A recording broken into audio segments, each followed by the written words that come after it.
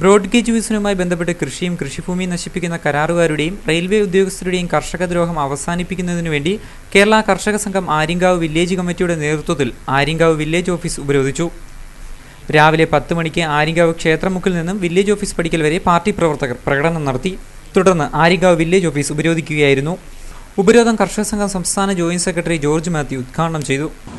ഉച്ചഴിയുന്നത് പോലെയാണ് റെയിൽവേയുമായി ബന്ധപ്പെട്ട broad gauge വികസന പ്രവർത്തനം നടക്കുന്നു. ഞങ്ങൾ ഈ സമരം സംഘടിപ്പിക്കുന്നത് ഒന്ന്, പ്രധാനമായും അതിവേഗം ഈ റെയിൽ വികസന പദ്ധതി പൂർത്തീകരിക്കണം. ഇതിനെ തടസ്സപ്പെടുത്താനാണ് എന്ന് വ്യാഖ്യാനിക്കുന്ന ചില കേന്ദ്രങ്ങളുണ്ട്. കേന്ദ്ര ഗവൺമെന്റ് പുതിയ റെയിൽവേ ബഡ്ജറ്റിൽ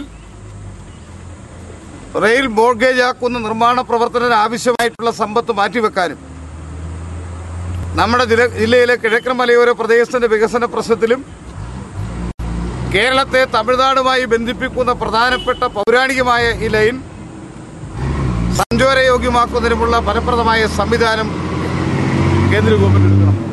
എസ് ബിജു, ചന്ദ്രശേഖരൻ ചന്ദ്രൻ, ബിനു ജോർജ് തുടങ്ങിയവർ സംസാരിച്ചു. News bureau, Thenmala.